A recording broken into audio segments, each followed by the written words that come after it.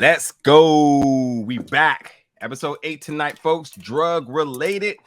Nigerian Lucas here, your usual host here at Big O Belt Media. All things power. We got a lot to talk about tonight. And before we get started, I do have to just let folks know I'm on one tonight because it's my birthday. So we're going to be doing it a little bit extra spicy because this was a spicy episode. But also you should know that episode 8 is always crazy if you've been a fan of Power for years. So you know episode was going to throw down. So folks, if you're listening to us, cheers, cups in the air one time for the birthday. Lucas, where you at, bro? Hold on. All right, there we go. Unfortunately, I'm drinking nothing but water right now, but that's fine. That's fine. Okay. That's okay. Whatever your beverage of choice, I put a cheers up in the air for your boy. My birthday, I'm feeling good, getting older, but I'm still loving what we do. And also getting older, but still young. Ain't that some shit? That's right. That's how it works. That's how it works. Although when I woke up today, it felt a little different, but it's all good. We're gonna get through it.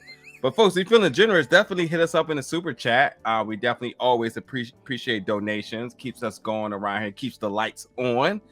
We got so much more power stuff coming. Little do you know it, folks. Little do you know it. And for the folks out there, I got a little something to say to you all. For the folks out there looking for the leaks and stuff like that, see, that ruins things for people when people start leaking things and you're on the dark web looking to watch the episode. That messes up a lot. I know you're happy to see things early and you want to be the first to talk about it, but that messes up everything. The stars with the cast and the crew, like these things should not be condoned. So please, when you watch Power, please watch it the ethical way. That's all we ask, because we want to see more and more episodes come out. And when leaks do happen, we see catastrophic things happen behind the scenes. We don't want that to happen. So especially anybody who managed to do press for this and you get the episode early and then your dumb ass decide, I need to let everybody know I got this episode early. What do you get out of that shit? Nothing. Nothing at all. Except for your name blacklisted by STARZ, and you'll never get anything else ever in your life. STARZ, what? Lionsgate. And any other major studio who's like, why the hell would we give you anything? Which, like, it makes no sense. But again, just check it out when it drops. Sometimes the anticipation is cool. Like, that's what you need. And we already get it earlier than what most stations do. We don't get it at 3 a.m. like Warner Media. We don't get it, when it actually comes out like how HBO, or still Warner Media, but how HBO does. You get it at 12 o'clock at night, Eastern time. We're not even catering the West Coast. So they just want to get on Black Twitter or Dark Twitter and just talk shit and be like, I saw such and such do this and that. What good does it do you, people? Yeah, don't ruin it for the other folks, man. We want to keep Power going for a long time, and I'm telling you, leaks and stuff like that, it really hurts the show. Just think about how all you all felt when Raina's death leaked before the episode. That shit it pissed so many people off. Yeah, it did.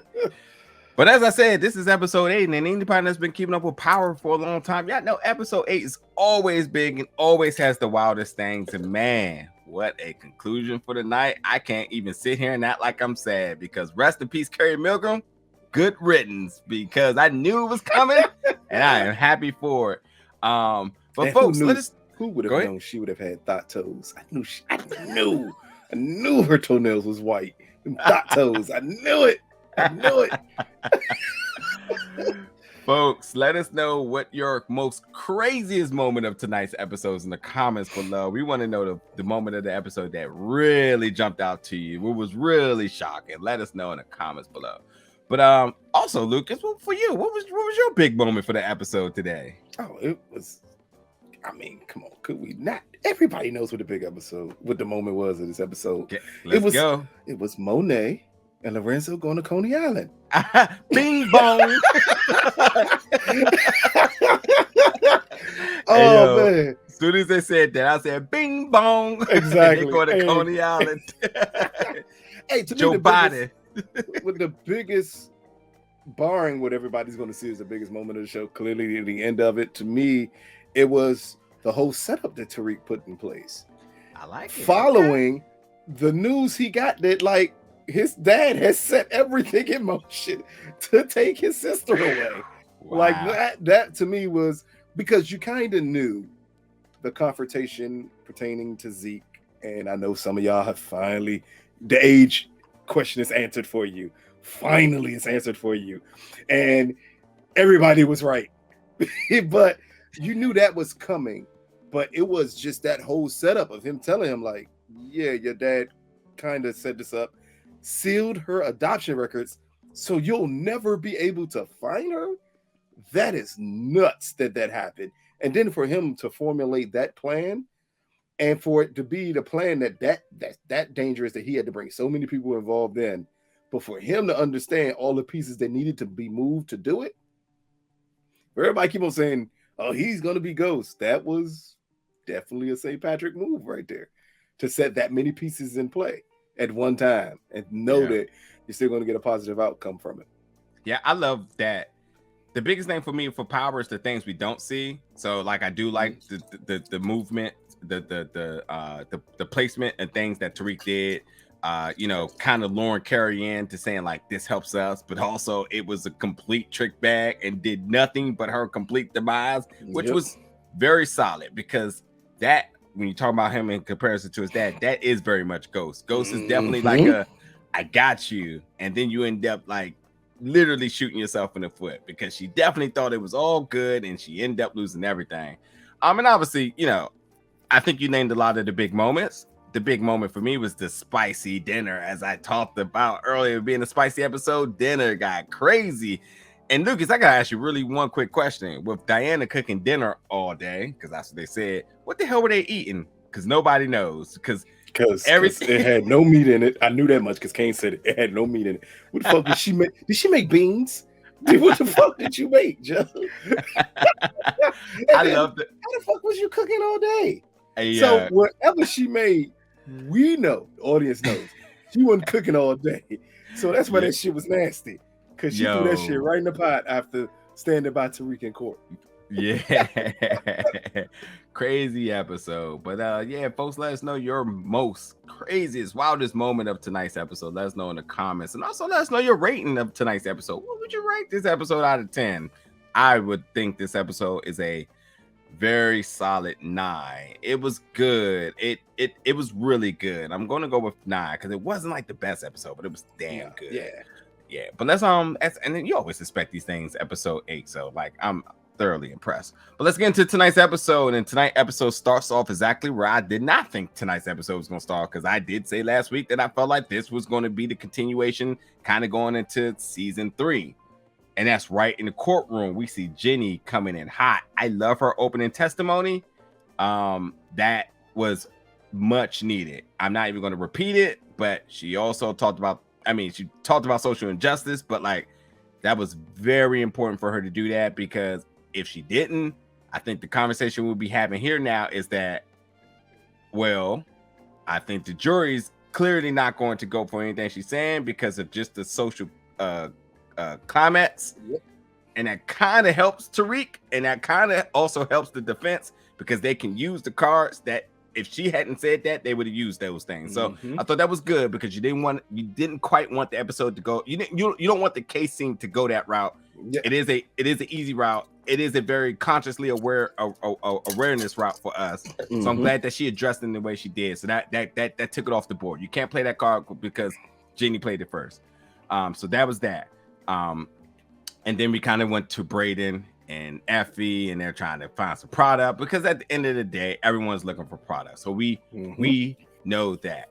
Then we go to big thing number 1 of the night, and that's where Tariq finds out that Raina has been adopted by a good family. Let the prediction start, folks. And in all of 2 weeks. Let the prediction start. Actually, spoiler alert, that family is I. Exactly. I adopted. Yaz is did I say Raina? But Yaz. No, you didn't say. Did you say Raina? I don't think you did. I said Raina earlier when I talked about the death scene of hers. Okay, yeah. No.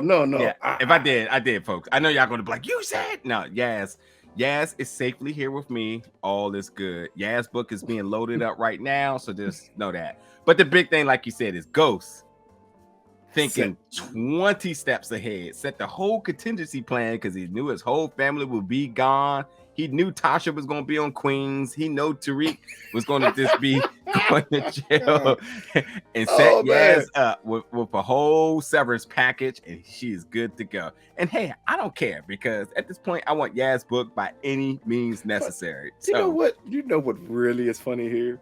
They said, well, she gets adopted by a family if there's no other family available. Did we forget that she can't be adopted because Big Mama just went away for alcohol treatment? Like, she's not dead. She's still there. Like, you can't just give her granddaughter away like that. They are moving fast to try to move Yaz away. Like, yeah, it's bad enough as I've seen on every meme in the world that, you know, she's the flyest kid in foster care with that Burberry dress she had on. It's true. But like you can't move her away that fast. Yeah. But that, even though it's a good, again, she's a cute kid, so maybe a family would attempt to move and adopt her that fast. So it's not unrealistic that they did it that way. It's just really messed up that they did it that way and that fast. Hey, look, let me tell you something about Power. This is the worst episode to ever jump into Power if you've never seen Power before, because there is so much power logic and physics and dynamics, because you know what I'm about to talk about tonight. But there's so much power in this going on that this is power in this example number one. We need to come up with a word for this. I know we call it power logic, but we actually need to come up with a name for this because it's on deck 100% tonight. So the whole episode is power logic, Joe. Yeah, everything about it. Power-isms, that's what we're going to call it. Power-ism number one tonight is the adoption of little Yaz St. Patrick in 2 weeks. And it can't even really be 2 weeks because has it really been that long since Tariq has been arrested? No, it's not been that long. Tariq even said it. He said, "Wait, I just had custody." And like, yeah, but you know, somebody wants to adopt her. So she did. So that means she got put in a foster home. And those people said, "Yep, that one," and that was it. That's the end of the discussion here. But again, it's powerisms. You got to go along with them. They move the story along. Sometimes they may not make full sense because they may move too fast for you. Yeah. Or you may find parking in New York, as they did in this episode, in like 2 minutes with no issue. Yeah. But again, or maybe you could go from a drug hanger to your apartment. Stop! I wasn't there yet. Come on, bro. Come on. I'm cooking that one up. I'm still going to hit it. I've been mad. Listen, I'm at the jukebox. I found my favorite song, and I queued that baby up. I cannot wait to talk about that. Look, this at times Power starts to feel like Grand Theft Auto, but I would address that in a second. And again, it's not necessarily a bad thing because if anyone watched Game of Thrones, I'm pretty sure y'all watch these people magically move from village to village in something that should have took them months to do in a span of minutes. Yeah. So again, it makes sense. That's what you get out of television shows. Yeah, folks. Yeah, I know what we're talking about. Power-isms. Hit us in the comments. Let us know the most craziest power-ism you've seen of all time in this series, because I know y'all going to have some for sure. Oh, because it's one big one in this episode. I have so many questions about. Oh, for sure. Streets need a body. I was told I should say that every episode. So there we go. For the they got one. Oh, for sure. We got. Oh yeah. Oh, I'm happy. I'm definitely happy. Streets need a body, and Streets got a body. Rest in peace, Carrie Milgram said nobody. Good riddance. Anyway, Diana and Monet beef. Wow. Wait a minute. Wait. That was a whole bar there. Oh, yeah, you're right. I was hanging out with Famous, so you know. Oh man. Yeah, I swear we gotta get Famous on the show, man. We gotta talk to my boy. We gotta figure out what he cooking up in the studio with Lulu, man. They need another banger. As long as he don't tell me don't catch COVID like Lulu did, like I'm good. Even though I appreciate it because that's a good thing, not to catch. Best interview ever. But Diana and Monet beef has really been taken to the next level here. And they're just trying to figure out to trust each other, but that's all a ploy because right after that, I mean, and it makes sense that they do need each other. It makes sense for the reasons they say we need to trust each other for et cetera, et cetera. But that's that. Monet then stepped off because Zeke's agent Agent called. called. And Diana was like, agent, okay. And then she heard Dante. She stepped off and whatnot, and I got her searching for clues inside of Monet's room. Now, listen, folks, I always got to bring up the black comparison and the black homes. I'm going to tell you something right now, and I'm telling you, do not call your parents, and definitely don't call your grandma and let them know this. If you are looking for any bit of secret in your family, you better look in that church Bible, because you will find it all. And that, I'm trying to tell you, these things are the way they are because you've never seen this family go to church. But it's the Bible. But the Bible, yep. And And it's just an automatic, like, let me check in there. And it's always old pictures. They ain't got no business being in that Bible. And it normally got, and see, if real black people, then you got something always written on the back of that picture that's telling you way too much information. Like, why the hell is this in here? Because that's where they hide stuff at. Hey, every time. And hell, you might even find life insurance documents hidden in the Bible sometimes. And I get it. It's the hospital Bible, so they both say when somebody's born, you take it. I get it, but still, hospital Bible, the kid's first Bible, whatever it may be, the family Bible, you're gonna find something in it, folks. So you want to go back to your parents' house and find some secrets? Go look for it. Guarantee you're gonna find some things. But that's when they find a picture, of baby Zeke. And that's where Diana needed more answers, because she ends up calling the hospital. Powerism number 2. Birth certificate. That's powerism number 2. Zeke's birth year. Yeah, we're going to talk about how PII and obtaining it in that fashion is definitely not that. I gotta tell you, for a person that had to get their original birth certificate redone, it ain't never that easy. Good God Almighty! I lost my birth certificate when I got my passport, and they never, when you give it and they're supposed to send it back, mine's never got sent back. Hey, literally, just happened. I didn't get mine sent back, and I know the hassle it is to go get me another birth certificate. Yeah, and I can't just call a hospital and say, by the way, could you send me a copy of my birth certificate? Where's that? What made her suspicious enough from seeing a Bible and a picture of her supposed cousin in his aunt's closet that would then make you say, I need to call this hospital to find out? Yeah, and that's the thing.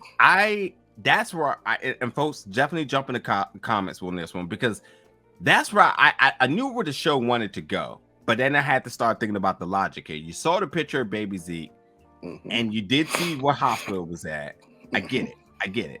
But then what then entices you to say, well, I need to find his birth certificate? I don't think that was a very natural transgression here. And this episode did a lot, but I don't think that was a natural transgression to say. Now, no, which would have been just a very easier way to handle this is that Zeke's real birth year should have been on the back. And then Diana could have sat there and said, wait a minute. Zeke's not born. He's born 2002, but this says 1999? 1998. 1998. So if you do the math, you're like, wait, hold on, I'm about to dig some more. Then you call the hospital and you call Zeke and say, Zeke, you were born 2002, right? He said, yeah, why you asking? Oh, nothing.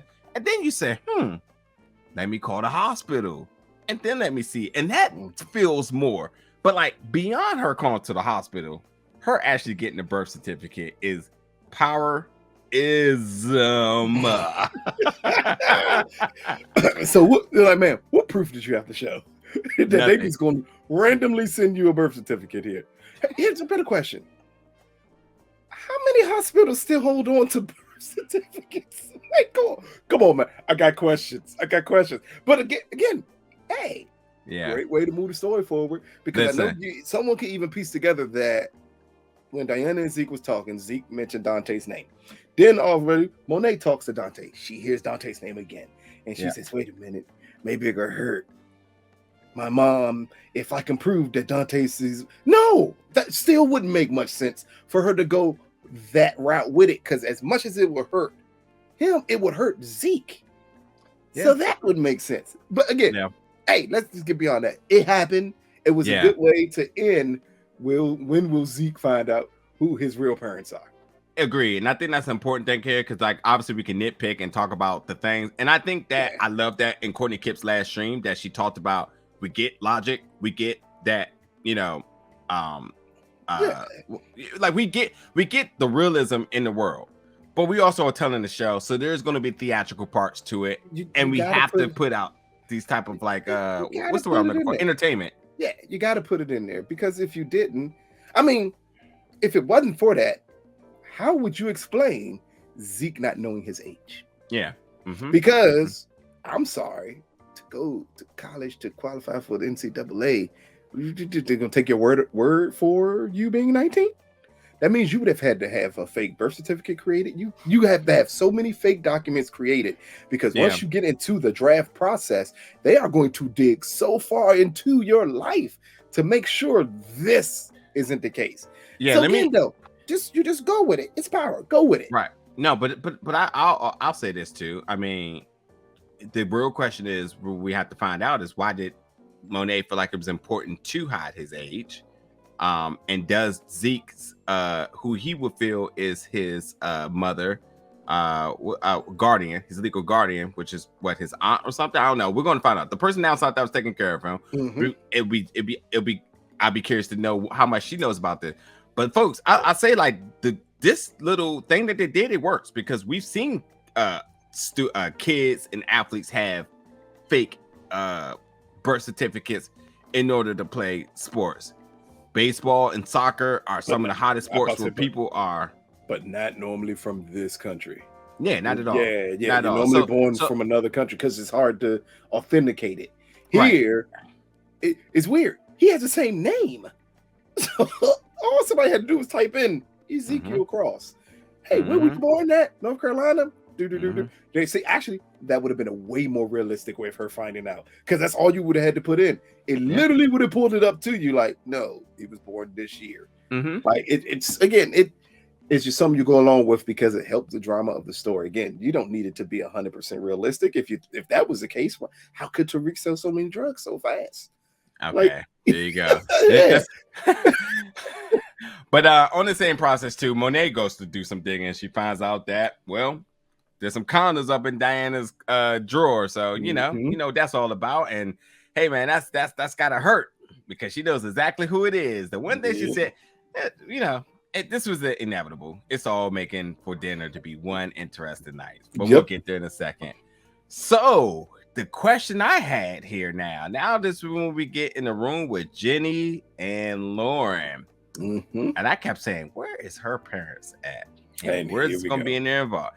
And first thing that Mama Lauren says is that attractive professor. I'm going to need some answers here. Why did she throw herself at Professor Jabari Reynolds? She threw her drawers at a dead body. Tell us more. Tell us more. Hey, it's just that lets you know how she felt about him. Yeah, it's something up with that. But my question for this is, how the hell could her parents actually be on board with Lauren having to testify because of the ramifications of her having drugs? This is her only outcome, is that she has to testify. I don't understand how her parents sit here and say that, well, you had drugs, so you have to do this. I'm not connecting the dots here. I'm not understanding. It could be just them being naive, though. Some parents are that naive, unfortunately. It's just weird to think that there's so much assumed brain power from all these folks involved in this school, this prestigious school. Because regardless of however you look at Braden, who's very, carny at times, he's intelligent. He knows what to do. And then you look at Trace, he's absolutely a loose cannon, but he's intelligent, all of the Westons. You look at Lauren, intelligent. Tariq, intelligent. James, intelligent. Tasha, intelligent. There's enough people that you just sit there and say, like, all right, I'm going to go off the limb and say that everybody and their parents has some type of lineage of being intelligent here. Okay. How in the world did Lauren parents get up there and it's like, this is your only option? They didn't even combat it at all. They're just like, you got to do it. Did you ever hear the old saying? Because I heard it a lot growing up, especially when it pertained to people who were extremely intelligent. You are so smart, you're dumb. Like at times you don't think beyond what's exactly in front of you, because that's not intelligence that leads you to think beyond in front of you. That's situational awareness. Because all they know is they had a son who was on drugs. Their daughter gets caught with drugs. Because the dad even said even he wasn't dumb enough to get caught with the drugs. So this is what you got to do to get out of it. So that means they're accustomed to, like, you make whatever deal you have to do to make this go away.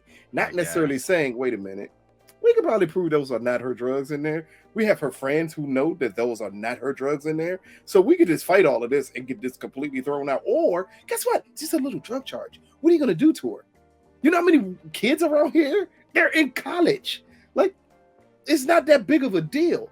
But for that family, it may be that big of a deal because of the past with her brother. So they're just thinking, this is your way out. So take it. There's no reason to fuss about it. I'll go with that. I'll easily go with that. So as I said, everybody needs some weight because everybody needs weight because everybody needs money here. So this is again where everybody is come together. Tariq, Effie, Braden, Monet, and Kane. They set a plan to rob the Connect, who is Mecca. And they're going to use G2G to take the fall for it. So G2G to rob Mecca, and they're going to play the middleman. And Tariq is calling the shots, which is dope. I fuck with it, like you said. And there's a little bit of stipulations involved here. They're going to do this. They're going to let Little Guap take the fall. And Kane said he'll clip him. Drew says, I will only do it if I can. If I'm only involved if I can do it. And they all make their claims as to what they're going to do, their involvement, their stakes. So it's a really good strategical plan that works. I just got a really quick question. Did you have any clue, really short and sweet, but did you have any clue that Drew had a long withstanding beef with Lil Guap this long to the point that he still is holding that against him? No, because didn't really hit. But we knew that Drew wanted him dead. We knew that. But Drew always wanted him dead. And remember, Drew was pissed when Kane was hanging with him. You're like, why the fuck are you with him? So Drew's always wanted Little Guap dead. I didn't know it was as bad as they portrayed in this episode, but Drew wanted him dead. Yeah, okay. I'm going with that. Drew always wanted him dead. It was just Kane. At that point, it's like he's with your brother. That's your protection. Because if not, I would still kill you. I'm going with that. That's that. I'm cool with that. So now Tariq finds out about Lauren, and like this episode really revealed a lot here. There's really no loose ends, which makes the next two episodes super interesting. But Tariq finds out that Lauren was wearing a tap, and then he also finds out Carrie Milgram's involvement, which it took me a moment to like really grasp that. Like, did Tariq not know that Carrie was pulling the strings? At no point in time did Carrie ever cross him. Remember, Carrie came to the conclusion that it was Tariq basically to help save Zeke and her. When she came to that conclusion, she just went with it. So while she was treating him horribly, he never put two and two together. Like, you're treating me horribly because you're involved. He was just thinking, you're grilling me to be grilling me. Yeah. I fuck with that. Like, that's really, when I start back and think, I was like, yo, that's almost airtight. The logic here, like, that's really good. So but it was completely Saxe-like though to give up that name that way. Let's talk about Saxe for 1 second. But like, Tariq did bring up the point that I had, like a few pills and now you're wearing a wire. Yeah, make it make sense. Make it make sense. Again, we just said that about her parents. Like, what? Oh, come on now. The entire party where everybody had drugs on campus, and Lauren get 3 pills, and you got to go. You got to wear this wire. You got no choice. Yeah. So Jenny and Saxe back to doing what they do best. That's fucking. Except there's a little bit of issue here. Saxe out here falling in love. Now, I had 2 initial thoughts. I thought Saxe might have just be underperforming because he had so much guilt and everything he was kind of doing behind the scenes, which isn't really typical Saxe. But also Saxe getting laid every episode isn't really typical Saxe. So like it's just uncharted territory. So completely different. So like I was cool with that. But like, Jenny said, nah, this is not the arrangement we had. Do you think he went for the kiss because of love or distraction? Because when I saw it, I'm like, it's definitely love. It's definitely love. It's definitely love. I mean, because if the stroke not working, and then you just say, let me try to make love oh to boy. you. And that's what I thought it was. I said, okay, because when she was like, no, Nah, and he's like, is that working? And she's like, yeah. Then he's like, okay, let me, you in the position, let me kiss you. See this one, and then she like, no, that's too personal. Let me tell you the duality. I love finding that in this episode. You found the same situation happening with 4 characters in this episode. Saxe and Jenny has an agreement that they hook up, and that's what it is. They do a little bit of pillow talk and whatnot. But Saxe found himself wanting to kiss. It could be guilt. It could be romance. But Jenny knows exactly what it ain't. And it ain't no love going on in here. Nope, so she's just like, what? But Saxe is like, well, why not?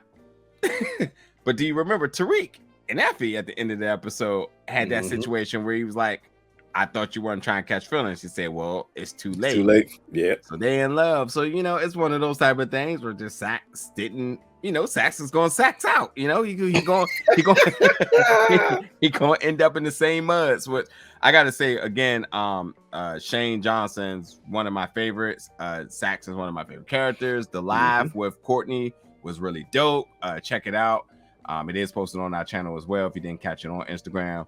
I love how Saxe continues to be the most consistent character, because even when you see him thriving in fields and situations that he typically doesn't, he still ends up becoming Saxe. And this is just another example of him completely doing that. He sabotages everything. And it's just like I knew last episode that this episode, I knew it was going to happen. Saxe is a liability because he's getting so much information. He's so obsessed with the St. Patrick's here that he gets the loose lipping. And the one thing he was never supposed to do was get the pillow talking with Jenny. He was supposed to get information. It's been working. He laid a pipe and you get up out of there, bro. You don't get it. He tried to fall in love. He out here dropping secrets. He's whistleblowing. He just messed it all up. The moment he said, well, I didn't show Tariq the video. Thank you. You've just snitched. Great, sir. You didn't show it, but you didn't say Tariq didn't see it, which would have been a key thing to say. Yeah. And then to flip and say, I can't talk about that. You gave the perfect answer to her. Yeah. Like it's just Cooper being Cooper. He can't even help it. In the end, he still wants Tariq in jail. So he in his heart of hearts, he's still gonna do something. Again, he said, don't do something the St. Patrick's would do here. But at the same time, he's probably like, but please do, because I want to catch you. Hey, that's all he wanted. I'm surprised Tamika didn't show up at the end too. I think, seems like Tamika might have been a one-off for the season, but you're right. Tamika is definitely always there. But I think, Courtney said and confirmed that she is done with Tariq for now. So we are going to see Tariq Tamika at some point. But after that deal didn't play out, Tamika's like, all right, well, back to my nice luxury new law firm that I'm working for. Exactly. This is also another interesting moment for the episode for me, and this is Jenny blowing up Carrie's phone. I've been waiting for the Carrie and Jenny thing. I am very underwhelmed about how much screen time they had together. The sum that they did was cool, but also I'm very more interested about hearing about their past. And I thought maybe when she was on the stand we were going to get it, but maybe we get it after in post-mortem. Maybe Kevin Whitman has something to say. I mean, Kevin Whitman has to feel some type of way now. A lot is to say about that. Let's get to the end of the episode so we can kind of talk about a little bit about predictions for next week. I always like to kind of talk about the themes of these episodes, and they were verbally said in this episode, and I thought they were very important about some of the things that happen in this. We love the word truth. Truth is the iconic club that James St. Patrick ran. As much as we had the Penthouse Suite as one of the central locations, Truth was the second one. Yep. So when you hear the word truth, your antennas goes up because you're like, okay, what you saying? What you about to say? And then this one he said the truth before you say it. It doesn't help me, and I think that's something I was saying in this episode about how one or some may really be able to intake the truth when they're hearing it for some people.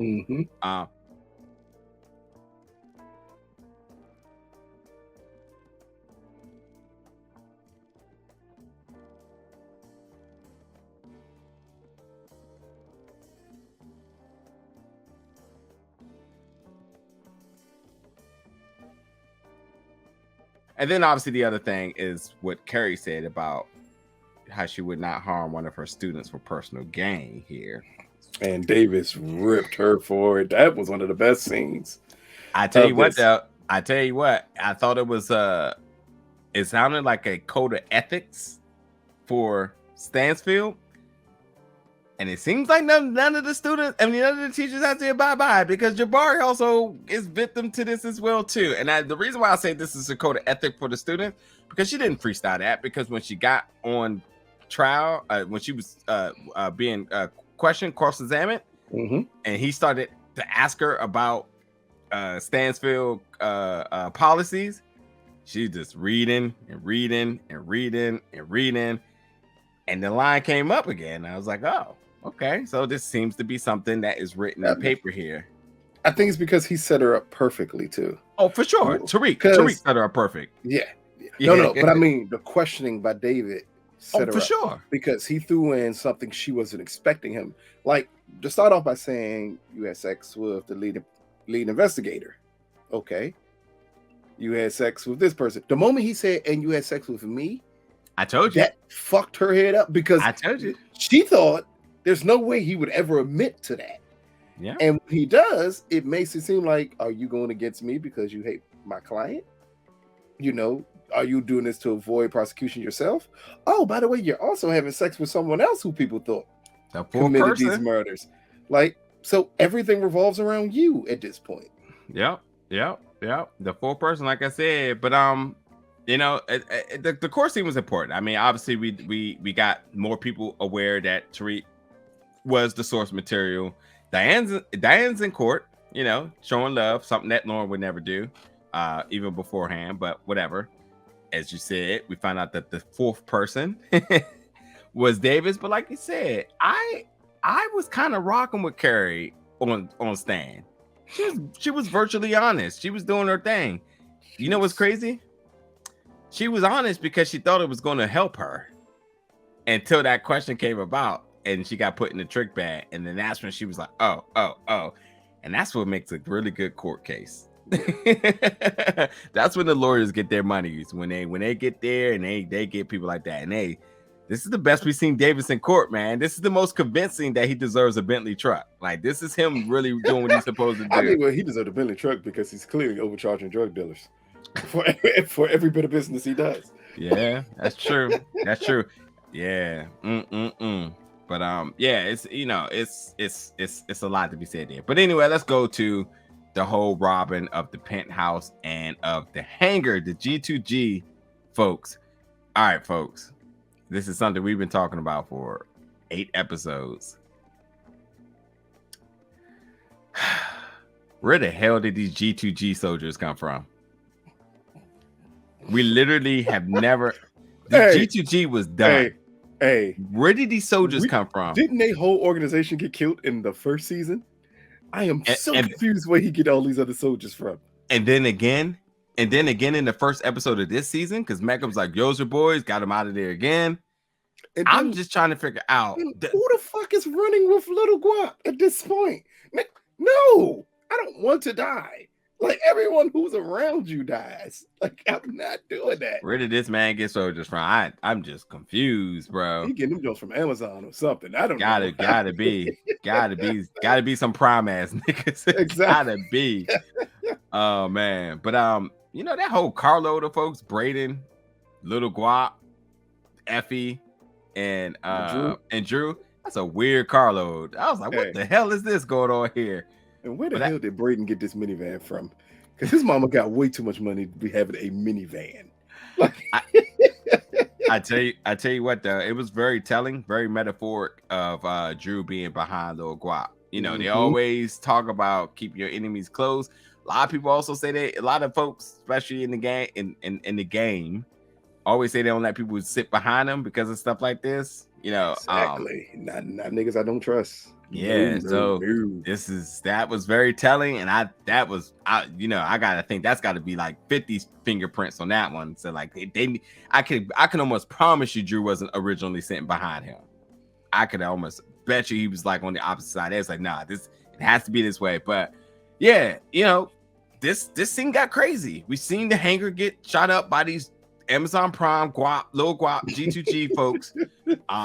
And then Mecca's trying to figure out what's happening. They get a power grid outage up in the apartment. Mecca, Chef, and Kane, they go to the spot. Effie's doing her thing in this little cute schoolgirl thing. Effie's bad, bro. That's on everything. That's on everything. And Braden's playing the getaway car man, whatever. He does this little white privilege thing at the desk. Hey, I love it whenever they use Braden's white privilege, because only a white person can walk in there and say, my PS5 is out, do something now or it's gonna be a problem. Yeah, only white person. It works perfectly now that they use them for that. Now I did have a question, and I thought that Drew's own vendetta almost jeopardized this entire mission. Yes, because he was supposed to kill him inside of the penthouse, I'm going to assume. But he decided beforehand, and Guap gives him the grill, gives him the money. He said that was his money anyway, etc. Whatever. But he was supposed to do it in there, but it's whatever. He put him in the trash can chute, garbage disposal chute and whatnot. He goes into the compactor, because if not, did Drew just decide that wearing gloves to have my fingerprints everywhere would be a smart idea? Like, well, the other question is that is his vendetta that's now gone. So I mean, obviously, there should not be another follow up to this. But does his vendettas actually make him a liability to execute missions, or is this something that you just look to the wayside? Because he is the next man up, and I guess we, to kind of assess him being that person, we see how he operates in every situation. He's a stone cold killer. We get it. He's strategical. He's kind of poker faced that time. But him killing him in that thing, I don't necessarily think that was it wasn't the plan. But I also don't think necessarily this was like a comparable, like, I'm going to do my own thing, and it makes sense. So yeah, maybe we find out next episode. But like, I think that we'll get to our predictions and stuff for the next episode, because I have a lot of them. But for that scene, it just seems like he may have been a little high-headed, but it's perfectly fine for him to be a little high-headed, because this has been building up for Drew for a while. He's wanted this dude dead for a while. Got it done. Choked him out. All right, folks. So back to the hangar now. They walk right in the hangar, and Mecca looks right at Chef and says, "Get back to the apartment." I bust out laughing. I said, my man just got there. He told him to get back. Powerism number 3. That's the biggest one, too. My man hit the Dragon Ball Z instant transmission and got back there in 1 second. Dude, 1 second. Either Chef, either this hangar is somewhere outside of Manhattan, or Chef has like the car from Back to the Future, or maybe that slow ass walking that Drew, Guap, and all of them were doing for this case literally took an hour or plus for them to do, because they was walking like they had all the time in the world. When they was slow walking up them steps, all I'm thinking in my head, aren't y'all supposed to be robbing somebody? That's not the way you do it. Lord. I'm just gonna. So again, it was so much stuff that you just go along with it. Go along. Don't ask questions. Where's this hangar at? Why would there be a plane hangar so close to downtown New York? I'm just gonna let it go. You just go along with it. Go along with it. Pay no attention. But I will say, we there is something very important here. Kane came back to save his brother. He knew damn well if Chef would have seen him, he would have killed him. And you would think, was it that he came back to save his brother, or for the business? Because I don't know Kane would have cared if Drew died. I think it's worth talking about. I think it is worth talking about. Did he come back to save his brother? Because that is his baby brother still. because if Chef would have killed him, it would have exposed all their plan. maybe, but it I also think that gets was Drew. way more important. It gets Drew out of position though. You know, he's still obsessed with being the number one person. If Drew's gone, then he's number one. But no, if Drew is killed in that manner, there's no need to be a number anything anymore. Okay, so let's do this now. Let's not forget, Kane only objective is statue. He only wants to be number one in rank. He wants to be the next person up. He has no logic. So for him to sit back and say, well, if Drew doesn't die, then if Drew gets caught, then this and that. You know, he's not going to think about the system. To me, I don't think that. I think he thinks about just being what he wants, personal gain. It's not the system. It is personal gain. If Drew gets killed in that penthouse, who do you think Mecca's going to think set that up? Damn it, I'm thinking you set it up. So I'm going to kill you. I think all of that was self-preservation. It had nothing to do with Drew. Listen. Let's remember Kane now. Self-preservation, stop it. If he had self-preservation, he would have been thinking about that with Tariq. No. But remember though, he hates Tariq.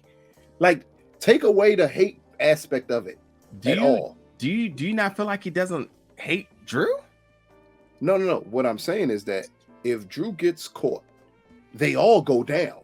And that's Kane ain't smart enough to think 3 steps ahead. No, that's what I'm going at. That's what I'm going at. He can see directly in front of him. If Drew gets caught, they are fucked. And he knows Mecca ain't even a hard put together. If Drew gets caught in there, I know who set it up. It's you. I'm killing you. Like, I had nothing to do with Drew. Again, it's the plan. Because that's Kane. Here's the weird part. Kane will do whatever he has to do to get through a plan. He could care less about anything else. So again, I don't think that was a brotherly moment, because clearly at that table, he still don't fucking like Drew. That's why. And here's the weird part. I don't think he would care if Drew got killed. It would not bother him if Drew got killed. Folks, I definitely gotta ask the folks. I want to know. What do you think was behind Kane's logic in coming back to the penthouse to prevent Chef and Drew rendezvousing? Because, man, what a moment. But go ahead and continue. You was about to say something else. I think that was it. Oh, it's just that's the way Kane operates. And plus, I'll also tell you this: Drew could have killed Chef on multiple occasions and should have. That is another interesting thing. And I think Drew, which is why I like Drew, because he was smart. Because if he did kill him, is this an ally? Is this an enemy? You know? But see, he texts Kane to say somebody else is in there.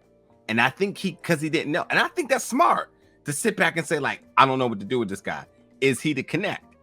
We don't kill the connect. We rob him, but do we kill him? True.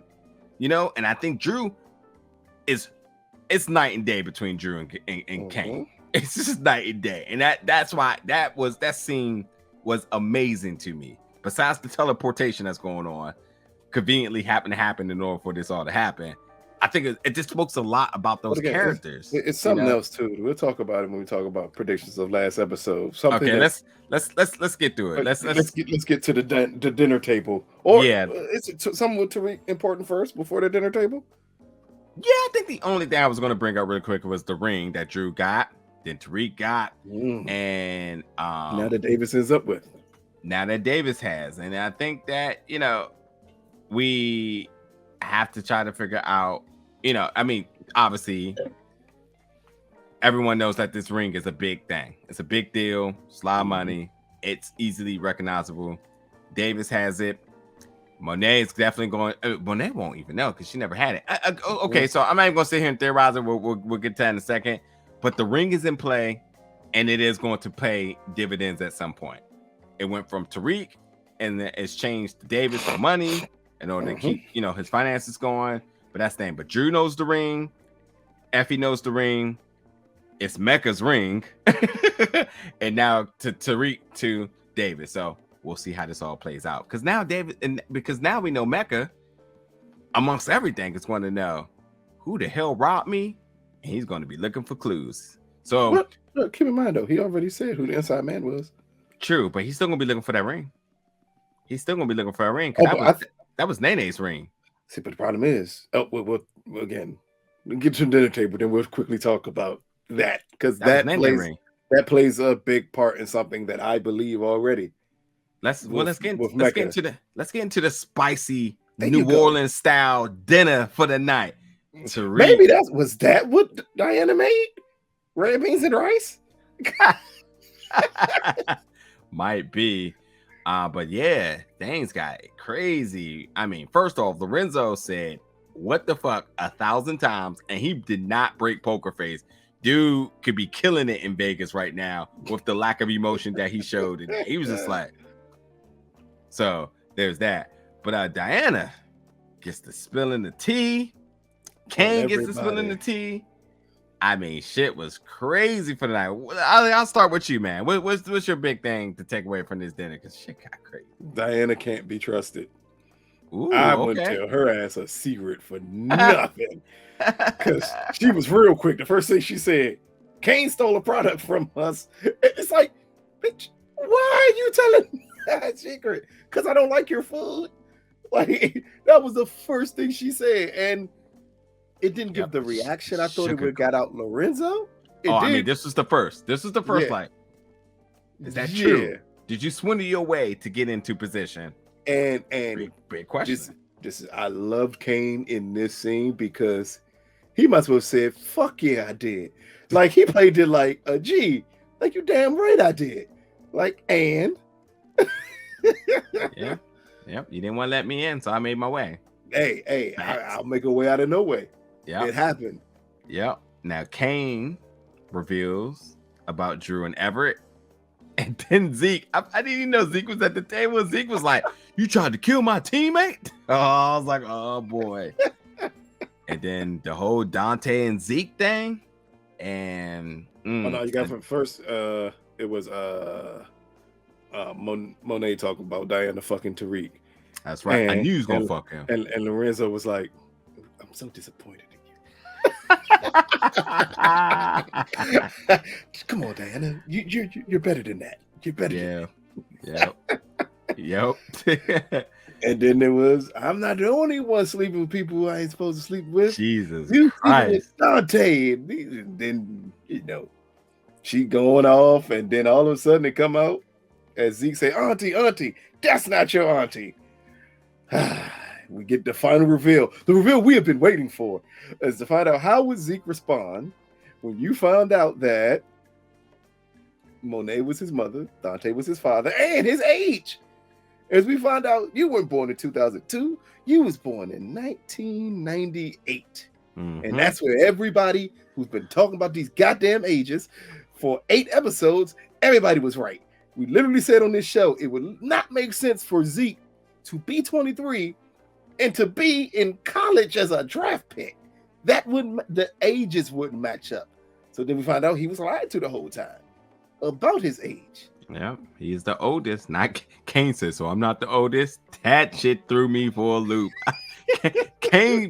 Y'all be thinking Zeke is the dumbest. Kane just be so out of touch. How is that your response, bro? So you mean to tell me he's my brother, not my cousin? That should have been your response. You mean to tell me I'm not the oldest? Dude, you see, what Kane cared the most about position. It's all about position with Kane. That's it. He may come off his high horse a little bit, but yeah, that's what you're talking about. NCAA regulations. Yeah, sir, you do have a legitimate concern now. You do. You absolutely do. Because that ball career just went right down the drain. You better hit up Ice Cube. Big 3 is popping. You may got a career overseas, but yeah, shit is tricky for you right now. But you just went from a 19-year-old prospect to a 23-year-old grown-ass man playing with college kids. Yeah, and your draft stock hurt because being 19 and 23 is definitely on 2 different ends of the spectrum for recruits. So better go overseas and do some things and do something. But Lorenzo said, Mona, I think you should go. It's the reaction first when you found out that Zeke was her son, and he said, and who's the father? Mm-hmm. So let you know, because do you think he would be as upset? I understand he would be upset that she hid it from him. Mm-hmm. But are they attempting to establish that possibly them two were also dealing with each other at that same time? Because he can't be. Zeke is at the most maybe a year older than Kane. Mm-hmm. So that means she was dealing with Dante and Lorenzo at the same time. It's good for TV. I love it. I go with that. I will go with that, and that's gonna make the whole little connect. Oh! Now we get to the predictions because I can't fucking wait. I'm about to do it the same way that y'all be doing it in all them power Facebook groups. Yeah, I'm gonna be throwing shit out there that possibly will never happen, but it could happen. Yeah, go ahead. Yeah, I was gonna say now we're on our last 5 minutes of the show, so I'm just gonna run down this really quickly, and then let's get our predictions. But the biggest thing here is that she was told to leave, and Monet goes to Carrie house because she's looking for Zeke. Zeke ain't answering the phone. She knew that's where Zeke would go. I love this scene. I love the psychology of Monet in this situation too. And she said she lost her family. She goes to Carrie house. She said, I got caught in a lie. Carrie said, I lost everything too. And if for one moment y'all thought they were about to have a bonding moment, if anybody for one moment was like, oh man, they can relate, they're good now, think again, because she said that if he still has you to come to, then he'll never come back to me. Well, howdy ho there. That is literally howdy ho. But also, can we talk about the last powerism for the night? Kane. Did you see what this Bama Kane did? Kane, let's not forget Kane was at that dinner table. Oh, he was at that dinner table. Are you talking about how he ended back with the G2G with Mecca that fast? Yeah. He was just at the table. Yeah. And we know it wasn't too far apart from him being at the table because Monet had just set up Carrie. So like it was in the same time frame. And he went on a murder, so he ate Diana's bad food, found out that his mama is an absolute lie, that Zeke is his now oldest brother, and then he decided, let me go ahead and kill the rest of the G2G with Mecca. And Jesus. Yeah. But I will say that Mecca killed Chef because he said he was the mole. I'm not even going to we can leave for predictions, but I want to know why he felt that Chef was the mole. You see the way he was playing Chef the whole episode. Yeah, but what was the indications? What's it behind this? Go ahead, because that is one of my predictions. Yeah, I just want to say one thing. I just want to say one thing. I'm a little underwhelmed. I wanted more from the chef. I mean, the way how he was maneuvering with the knife, I wanted to see that. I love some good action films. I love some good martial arts, and I'm not stereotyping him, but I mean, you paid it up that he was good with the knife. We saw a little bit of action earlier, and he got this really demeanor behind him that you're just kind of like, all right, let's see what's up with him. And well, they blew that for me, but we'll see. And the last thing for the episode, obviously we found out Effie really loves Tariq, and that's where we saw strange fruit hanging. That's what it was. Oh man, but yeah, Carrie Milgram. But yeah, predictions, sir. What you got? What we got? So first, wow, one day, because probably be 1,000% wrong here. Mecca knows who set him up, and he knows it was not Chef. But he also needed to kill Chef just to scare Kane. But I think he knows it was Kane, and he knows it was Kane in support of Monet, who set up that robbery. Because he gave Kane a look right afterwards. When Kane walked away, Mecca gave him a look like, I know it was you, but that's fine, because I can't do anything to you because whose son you are. That's fine. But I could kill Chef because I already had a beef with him that I did not want him around anymore anyway. So I believe Mecca already knew Kane and them had set that up.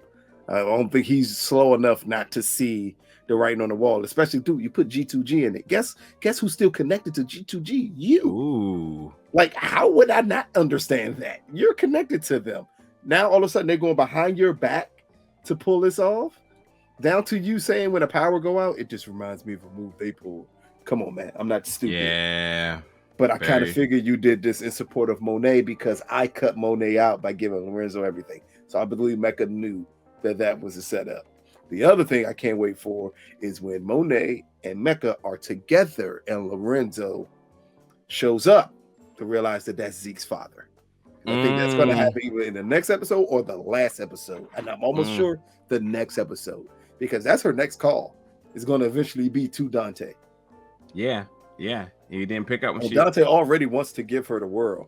Just imagine what happens when they go over Dante's house and Kane sees Monet there, to realize that that's Zeke's father, and to realize and that's when the whole picture will come out of the whole setup of him understanding. Yes, you robbed me. All I want back is the ring, like something like that. That's where that could play a picture in. Is him saying, "All I want back is the ring. I already know you did it." Like that's what I'm waiting for, because that's going to be a big moment to me. Okay. Yeah, maybe they go back up to Coney Island, Bing Bong, and they have a date. He just shows up.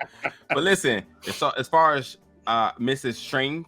Strange Fruit hanging from the poplar tree, Carrie Milgram, I think this pretty much deads the court case. I think they're going to end up now letting Kevin Whitman's whole approach come to fruition.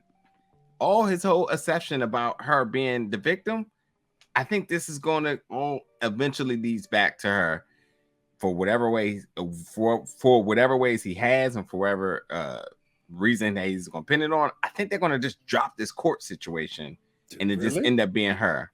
I think she's going to be the one. I mean, obviously her hanging herself. Yes, and it's crazy because Monet did Tariq a super solid here. Because I can ask a question though, real quick. How does it play with Zeke popping back up in that that apartment? Oh, nothing. It does nothing because they already knew he was messing with each other. She confessed to it. Remember though, they think Kevin still believes she's covering for Zeke. He didn't believe she did it. He believes Zeke did it. And now with her dead magically after that court case where all this was revealed, maybe he's thinking, well, Zeke set that up to protect himself or his family. Could be. Because Kevin got a hard on for I think he still had feelings for Carrie, but he has one on for Zeke. That is definitely be determined. So I mean, my predictions, I got to think a little bit more on, but I definitely think we see a lot more Kevin Whitman next episode. Oh, definitely. In terms of that, because now there's more cards to be played here. But I don't know. Gotta see what's up with Tariq and Lauren, because he's definitely on a one-way street to find out why. It don't matter no more. He in love with Effie now. And that also means Effie in love. We never seen Effie in love. What does that mean for her? Does she fall off her game? I'm about to say, because she a thug. Or does she go wilding out? And we know Diana's whip, because I don't even got to even tell you all, because you just do the math. Diana's whip. She about to cold get her feelings hurt. Because Tariq is using her. Because again, she's going to have to find out. Do you think Diana's going to ask, how would Monet know that I went to Tariq's trial? Will it come out eventually that all of that was set up? Like, again, these are interesting questions to ask. When the hell is it going to come out? Because everybody keeps on talking about, well, Tariq clearly killed his professor because he's the subject of his manuscript. No, nigga. Tariq wrote the book. He stole Tariq's book. When are we going to get to the point for somebody to actually bring this up and Tariq say, wait a minute, I wrote this? Yeah, or that person he tried to pitch the book to. Was it? No, that was the one that told him his writing was falling off. So that's why so that's not gonna make a point. That's what made him to steal Tariq's manuscript. Yeah, the manuscript has to be in evidence, and they have to bring it up, and they're gonna have to read it. Somebody's gonna want to read a certain aspect of it, and somebody's gonna want to search Tariq's computer or something of that nature, and they're going to see word for word. Wait a minute, this is what Tariq wrote, and this is the manuscript the professor. So Tariq would have had no motive to kill him because he stole Tariq's work. I got another question. Who the hell is teaching this class now? Canonical Studies. Who the fuck is teaching that? They got to get another person but Tate. We got to get new teachers in here. We got to get new teachers in. It's going to be Lauren parents at this point. Hey, exactly. Who else is left? Ghost? Yeah. Is Ghost coming back to teach? Maybe. Maybe. 2-bit. Shit. 2-bit. What happens if it's Tamika? Ooh. She wouldn't take that job. That's got to be beneath her. She's making big money. You saw the glow up. But keep in mind though, that's an Ivy League college. That ain't no little check. She ain't no coach. No, but she can do part-time. Like it ain't You know, full time. They can't afford Tamika full time. You see that we can't afford her full time. Hey, folks, let us know your thoughts about tonight's episode, the craziness, your favorite moments, the most controversial moments of the night. Let us know your thoughts about the stuff that we talked about in our review. We got so much more power stuff coming up, especially next week. We got busy next week. Can't talk about it, but you'll see when it all comes out. But yeah, let us know in the comments your thoughts about it. And as always, we'll see each and every week after the conclusion of the show airing live on YouTube. Thank you for tuning in, folks. We'll see you next week.